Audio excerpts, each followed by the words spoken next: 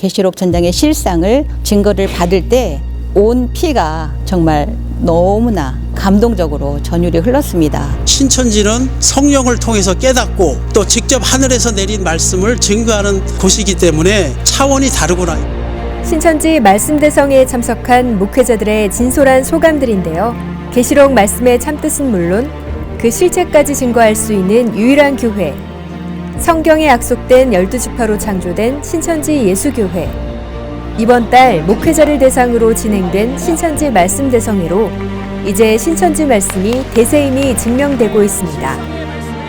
90이 넘는 연세에도 신천지 이만희 총회장은 나흘 간격으로 전국을 다니며 말씀을 증거했고 그 진실함과 열정이 목회자들의 마음을 움직였습니다. 10월 7일 서울을 시작으로 11일 대전과 15일 대구에서 개최됐고 3일 후 부산에서 열린 말씀 집회.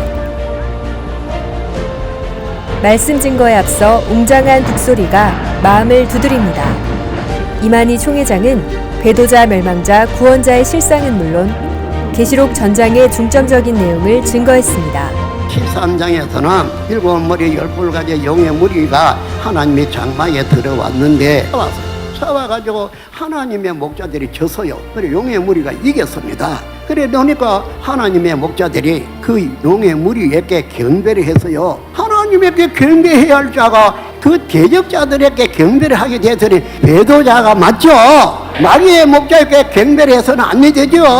이것을 12장에 말하는 것입니다. 그리고 용이 하나님의 장막에 있었다. 그러한데 여자에게 난 아이가 자기 형제하고 함께 일곱 머리 열벌 용하고 싸워서 이겼거든요.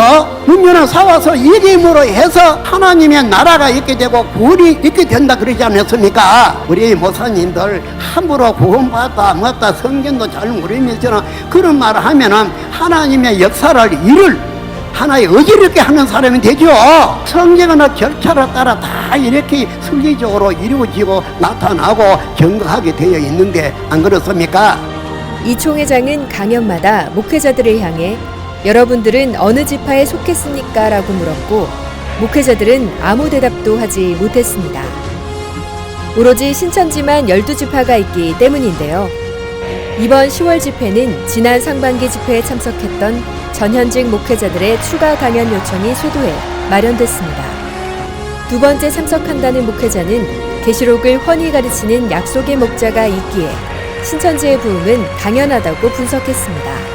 지난번에도 백스코에서 말씀 세미나 할 때 내가 한번 참석을 하고 오늘도 오라 그래서 참석을 해서 두 번 말씀을 들었는데 한결같은 말씀을 하신 것을 듣고 조금 이제 감동을 좀 받았습니다. 계시록은 특별히 지금 이 시대가 마지막 시대고 이런 상황에 가장 적절한 이 세미나를 통해서 우리 성도들을 깨친다는 것은 굉장히 좋은 현상이라고 생각이 되고 제가 이번에 4번째거든요. 계속 말씀 대성회가 있을 때마다 참석해서 한마디로 이제 배터리 충전 받듯이 이렇게 충전을 받고 있고 힘을 받고 또 그 힘을 가지고 사역하고 있습니다. 예수님께서 내가 교회에 사자를 보내겠다라는 말씀이 기록되어 있잖아요. 그 이런 이제 말씀 대성회라든지 참석하시면 아, 총회장님이 정말 약속의 목자가 맞구나.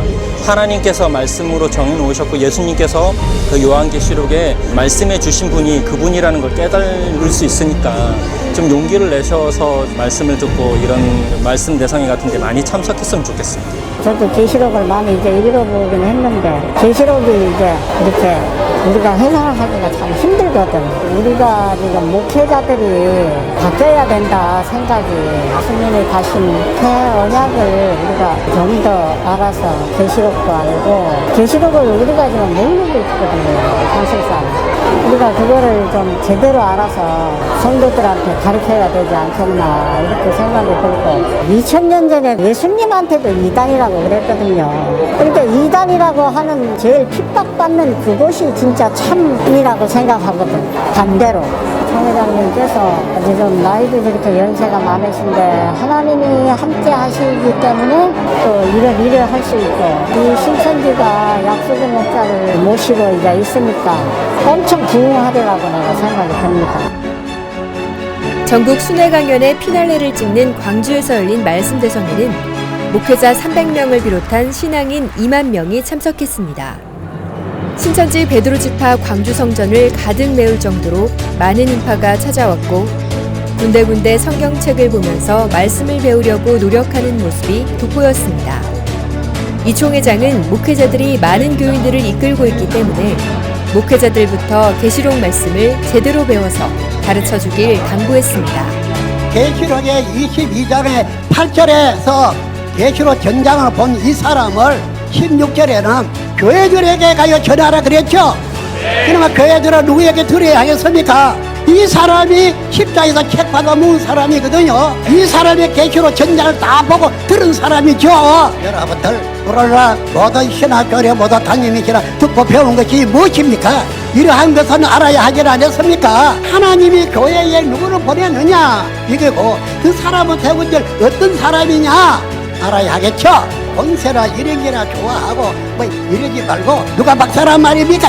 성경도 모르는 사람들이 무슨 박사는 박사입니까? 내버리세요 다. 그거는 하나님 준 일이 없습니다.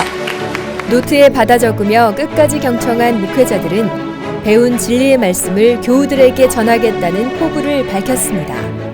제가 가장 소망하고 또 기대했던 것은 신천지에 지금 나를 여기까지 발걸음을 인도해 주신 옆에 계신 분들, 이분들의 표정, 그 다음에 언어, 그 다음에 생활 너무 밝고 그 다음에 열정적으로 하나님의 사랑을 전하고 그 하나님의 사랑을 함께 나누자고 진실되게 공감하고 교감해 주는 그 부분이 여기에 참석해서도 느껴지는 부분이 있어서 은혜를 받았고 말씀에 있어서는 좀 더 들어보고 우선은 총회장님의 그 언어 사용하는 것을 내가 빨리 알아들을 수 있는 그 귀가 열려야 되겠네요. 신천지에 대해서 과거에는 별로 뭐 그렇게 좋은 감정이 아니었어요. 근데 이 얘기 듣다 보니까 맨 마지막에 한 말이 굉장히 제 마음에 와닿아서 성경도 같은 성경 보고 찬양도 같은 찬양, 하나님도 한 하나님. 그런데 왜 우리는 서로 헐뜯고 욕을 해야 되느냐.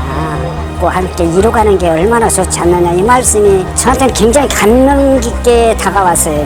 신학교에서는 성경 배우는 시간은 별로 없어. 본인이 공부해 나가야지 주석 보고 이제 해 나가야 되는데 일단 말씀을 통해서 말씀으로 풀어주고 말씀 안에서 뭔가 깨달음을 갖는 거 이게 가장 매력 포인트 같아요. 1시간 반 동안 장장 물 한 모금 마시지 않고 강의한다는 게 그렇게 쉬운 게 아니거든요. 그 정도 연세에. 그리고 성경도 메모지도 없이 지금 쭉 나오잖아요. 이제 본인이 직접 보고 듣고 드셨잖아요. 말씀을 먹었잖아요. 이제 이 안에서 소화된 게 그대로 나오시는 거죠. 진짜 그렇지 않고 누가 그렇게 하시겠어요? 또 반했어요. 지금 이제 너무나도 또 인간적이고 저를 지지한 또 목사님들도 이렇게 다 나와가지고 기다려주시고 하는데 구원받는 백성들 한 사람이라도 더 하나님 앞으로 인도하는 게 가장 중요한 것 같아요. 다른 거 없습니다. 계시록에 대해서 궁금한 점이 많이 있어서 이 신천지 교회에 와서 계시록에 대해서 공부하면서 연구하고 싶어서 왔습니다. 계시록에 대해서는 설교도 자주 하는 편이 아니었고 침묵으로 일반에 왔었습니다. 성경 66권을 올바로 전할 수 있는 그런 목회를 하고 싶어서 왔습니다. 말씀의 그 실체를 보고 듣고 느끼셨기 때문에 그래서 그 생동감이 있다고 보고요.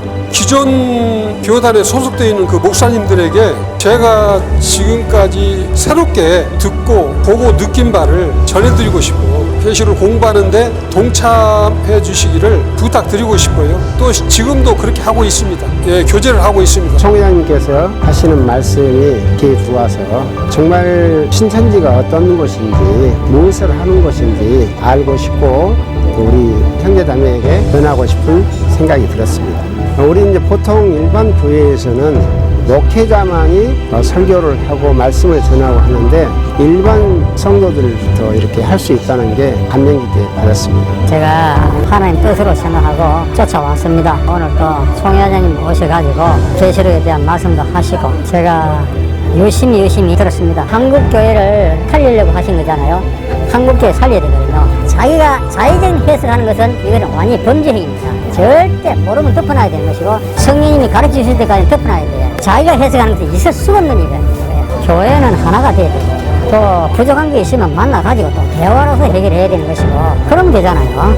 또 우리가 잘못 가르친 것이 있다면 가르쳐 달라 하면 되는 것이고 한번 들어보겠습니다 하면 되는 것이고 그래서 하나가 돼가야 이 마귀가 틈을 타지 못하잖아요. 이제부터는 좀 늦었지만은 이제 그래 해 나가야 된다고 저는 그렇게 생각해 봅니다. 지난 4월부터 진행된 상반기 집회에는 목회자 1,500명, 10월에 진행된 하반기 집회에는 목회자 1,150명이 참석했습니다. 12지파 세미나 인원과 통틀어 총 3,500명의 목회자가 신천지 말씀을 듣기 위해 찾았는데 이단이라 불리던 곳에 참석한다는 것은 매우 이례적인 현상입니다. 목회자들 사이에서 신천지에 대해 직접 확인해 봐야 한다는 풍조가 생겨나고 있는데 참석자들의 소감에서 미루어 짐작할 수 있습니다.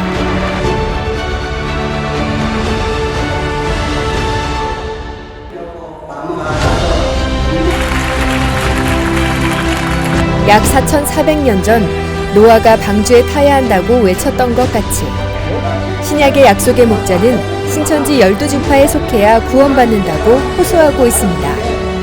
참으로 내가 이 계시록대로 창조되었는가? 그래 생각하고 계시록 읽어봐야 되죠. 지금이라도 이 말씀을 아는 사람에게 배워가지고 여러분들도 모르는 사람에게 알려주고 그래야 되겠죠. 계시록이 끝장나게 되면 다 끝나는 배도자도 끝나고 멸망자도 끝나고 부패한 종교 세계도 다 끝나는 것입니다. 기독교 역사에서 유례없는 성장세를 보이고 있는 신천지. 국내외 목회자 2,800명을 비롯해 약 12만 명이 센터에서 말씀을 배우고 있어 올해도 세 번째 10만 수료식이라는 믿기 힘든 기적을 쓸 준비를 하고 있습니다. 신천지는 약속의 목자와 계시 말씀, 그리고 실상까지 모두 갖고 있다. 그것이 인기 비결이 아닐까.